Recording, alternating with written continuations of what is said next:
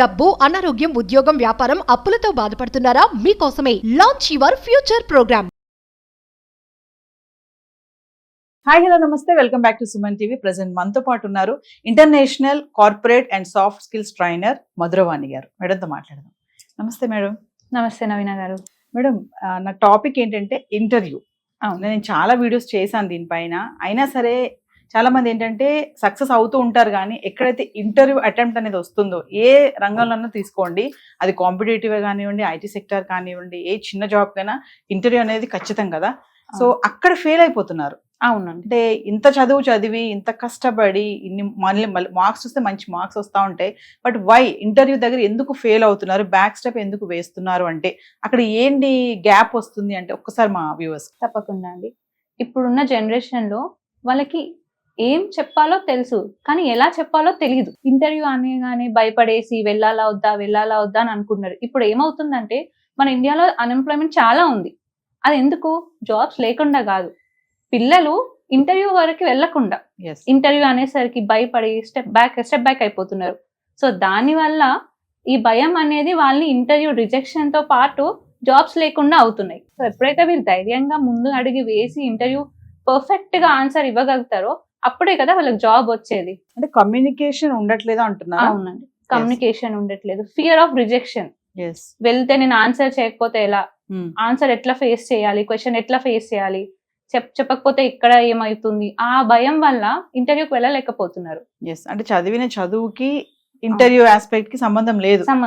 ఎందుకు ఇక్కడ ట్రైన్ ఎందుకు అవ్వలేకపోతున్నారు? అంటే ఇంటర్వ్యూ అంటే ఇలా ఉంటుంది, నేను ఇలా ప్రిపేర్ అవ్వాలి. చాలా మంది ఇంటర్వ్యూకి వెళ్లే ముందు చాలా టెన్షన్ అయిపోతా ఉంటారు. ఒకటికి 2 సార్లు రిపీట్ చేసుకుంటూ బై హార్ట్ చేస్తా ఉంటుంది, ఆన్సర్ బై హార్ట్ చేసినట్టు I'm so and so I'm అది అని చెప్పుకుంటా ఉంటారు కదా.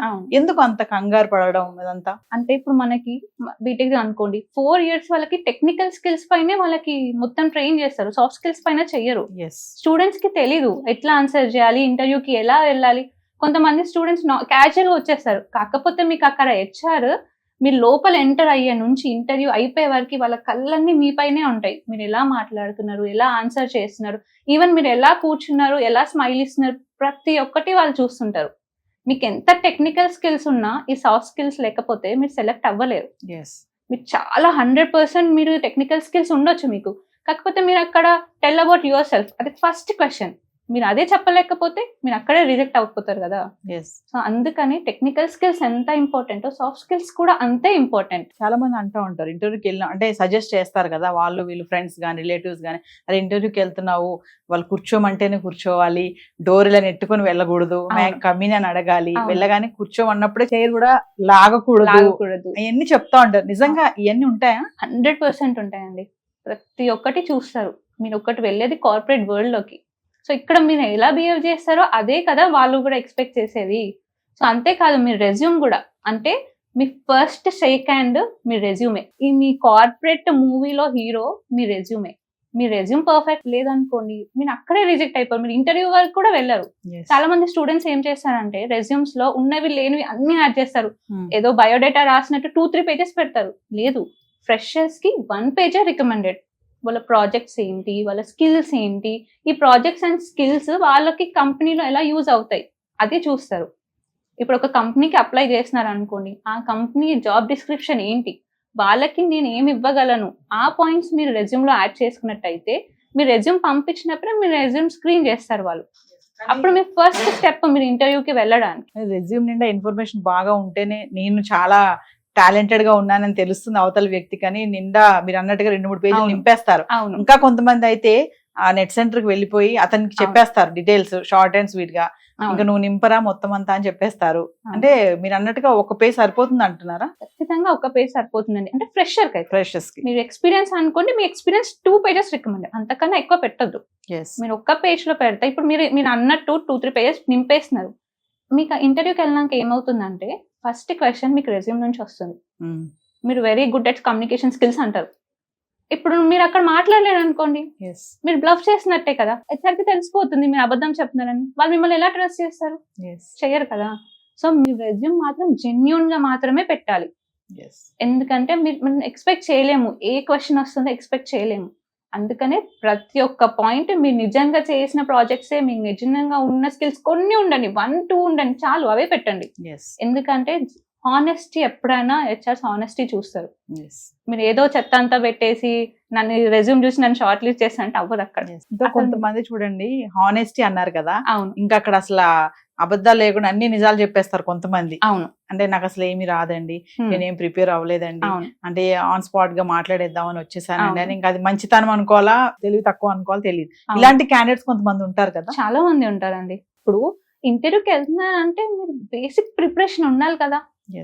మీరు వెళ్ళేది మీ లైఫ్ డ్రీమ్ జాబ్ కోసం, మీరు అట్లా ఎలా వెళ్తారు? వెళ్ళదు కదా. మినిమం ప్రిపరేషన్ అయితే ఉండాలి కదా. మీరు అంటే అట్లీస్ట్ మీ బ్యాక్గ్రౌండ్ ఏంటి, మీరు ఏ జాబ్ కి అప్లై చేస్తున్నారు, అవన్నీ తెలుసుకొని వెళ్ళాలి. నేను ఏం మొండిగా వెళ్తాను, నాకు ఏదో వస్తే అది చెప్తానంటే వాళ్ళు అక్కడ వాళ్ళకి తెలిసిపోతుంది మీరు ప్రిపేర్ అవ్వలేదని, ఆబ్వియస్ గా రిజెక్ట్ అవుతారు. అంటే కాన్ఫిడెన్స్ ఉండాలి, ఓవర్ కాన్ఫిడెన్స్ ఉండకూడదు. ఓవర్ కాన్ఫిడెన్స్ అనేది చాలా ముఖ్యం, కానీ ఓవర్ కాన్ఫిడెన్స్ వెళ్తే ఆబ్వియస్ గా రిజెక్ట్ అయిపోతారు. సో మీరు చాలా మంది ఇంటర్వ్యూ చేసే ఉంటారు, అంటే కామన్ గా చేసే మిస్టేక్ ఏముంటుందండి? కామన్ గా ఫస్ట్ డ్రెస్సింగ్ ఎటిక్వేట్ అండి. అంటే ఏదో కలర్ డ్రెస్లు వేసుకొని, ఇంత గడ్డాలు వేసుకొని, జిమ్ కి వెళ్ళే షూస్ క్యాజువల్ గా వచ్చేస్తారు. లేదు, మీరు వెళ్ళేది కార్పొరేట్, ఫస్ట్ మీ డ్రెస్ సెన్స్ చూస్తారు వాళ్ళు. మీరు మంచిగా టక్ వేసుకొని, టై వేసుకొని నీట్ గా వెళ్తే చూడగానే first impression is the best impression అంటారు. సో అందుకని అమ్మాయిలైనా అబ్బాయిలైనా కానీ కొంచెం నీట్ గా డ్రెస్అప్ అయ్యాలి, మంచి క్లీన్ షేవ్ చేసుకొని మంచి నీట్ గా వెళ్తే, ఎందుకంటే మీ అపీరియన్స్ మీ బిహేవియర్ గురించి చెప్తుంది అక్కడ. సో అది మెయిన్, డ్రెస్సింగ్ ఎటిక్వేట్ చాలా ఇంపార్టెంట్. అండ్ కాన్ఫిడెన్స్ కూడా. ఇందాక ఒక మాట అన్నారు, tell me about your self అనేది ఒక ఫస్ట్ క్వశ్చన్ ఉంటుంది. అక్కడే చాలా మంది ఫెయిల్ అయిపోతారు, ఎందుకంటే నీ గురించి నువ్వు చెప్పు అనే దగ్గరే తడబడిపోతా ఉంటారు. మళ్ళీ ఇంట్లో చాలా ప్రాక్టీస్ చేస్తారు. అంటే ఇప్పుడు మనం ఏంటి అనేది మనకు తెలుసు, tell me about your self అనేది ఒక 2-3 లైన్లు చెప్తే అయిపోతుంది. అదేదో పెద్ద ఆన్సర్ లాగా చాలా టెన్షన్ పడిపోతా ఉంటారు. అంటే అలాంటి వాళ్ళకి, అందరి గురించి కాకపోయినా కొంతమంది ఉన్నారు. సో అలాంటి వాళ్ళకి మీరు చెప్పే ఏమన్నా సజెషన్స్, టిప్ ఏమన్నా ఉందా tell me about your self అన్నప్పుడు? ఇప్పుడు టెల్ మీ అబౌట్ అంటే జనరల్ గా పిల్లలు ఏం చేస్తున్నారంటే, నేను బీటెక్ చేశాను, డిగ్రీ, ఇంటర్, నా హాబీస్, మా ఫాదర్ మదర్, అవన్నీ ఎందుకు? ఇంటర్వ్యూకి అవన్నీ అవసరం లేదు. మీకు ఏం స్కిల్స్ ఉన్నాయి అవి చెప్పండి, మీరు ఏం ప్రాజెక్ట్ చేశాను అవి చెప్పండి. నేను నా స్టూడెంట్ కి మేము చెప్పేది, మీ ప్రెజెంట్ చెప్పండి అండ్ మీ పాస్ట్ చెప్పండి. పాస్ట్ ఇన్ ద సెన్స్ మీరు ఏం ప్రాజెక్ట్ చేశారు, మీ ప్రాజెక్ట్స్ లో ఏం అచీవ్ చేశారు, అండ్ మీ స్కిల్స్ చెప్పండి, మీకు ఏం స్కిల్స్ ఉన్నాయి.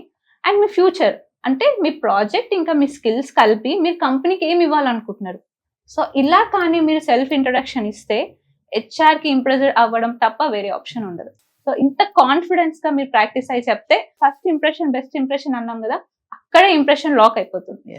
సో మధురవాణి గారు, మనం ఇంకొక వీడియో చేద్దాము. అసలు ఇంటర్వ్యూ అనేది చాలా పెద్ద టాపిక్ ఇది. అవును, డెమో కూడా చేయాలనుకుంటున్నాను. అంటే ఎలా మనం ఇందాక మాట్లాడుకున్నట్లే లోపలికి ఎలా రావాలి, ఎలా కూర్చోవాలి, ఎలా అటెంప్ట్ చేయాలి, ఇంకా మీరు చాలా చెప్పారు డ్రెస్సింగ్ విధానం దగ్గర టాప్ టు బాటమ్ అంతా కూడా చూస్తా ఉంటారు అలర్ట్ గా అని చెప్పేసి. సో మరొక వీడియో మళ్ళీ చేద్దాం మన ఇంటర్వ్యూ పైన.